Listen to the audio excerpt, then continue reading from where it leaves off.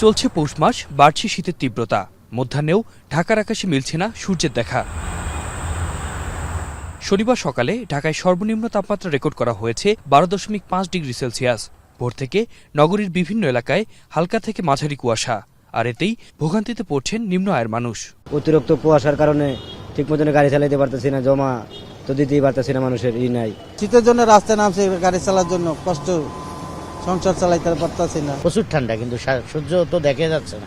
আজকে সকালবেলা বাড়তে পারে না, এই মাত্র বাইরে এলাম শীতের কারণে। আবহাওয়া অফিস বলছে, জানুয়ারি মাস জুড়েই থাকবে শীতের প্রকোপ। চলতি সপ্তাহের শেষের দিকে সামান্য উন্নতি হতে পারে তাপমাত্রা পারদের। এখন যে অবস্থা আছে এরকমই কম বেশি থাকবে, উল্লেখযোগ্য কোনো পরিবর্তনের সম্ভাবনা নেই। উল্লেখযোগ্য বলতে হয়তো 4-5 ডিগ্রি তাপমাত্রা কমার সম্ভাবনা নেই, তবে 1 থেকে 2 ডিগ্রি তাপমাত্রা ওঠানামা করবে আগামী এক সপ্তাহ। এদিকে চলতি মাসেই দেশ জুড়ে দুটি বড় ধরনের শৈত্যপ্রবাহ বয়ে যেতে পারে বলে জানান এই আবহাওয়াবিদ। এই মাসে 2 থেকে 3টে মৃদু থেকে মাঝারি ধরনের শৈত্যপ্রবাহ বয়ে যেতে পারে সারা দেশে, এবং 1 থেকে 2টি তীব্র শৈত্যপ্রবাহ, মাঝারি থেকে তীব্র শৈত্যপ্রবাহ বয়ে যেতে পারে।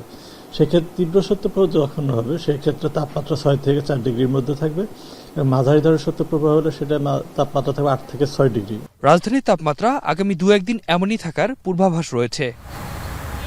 আতিক মেজবালগ্ন, এখন ঢাকা।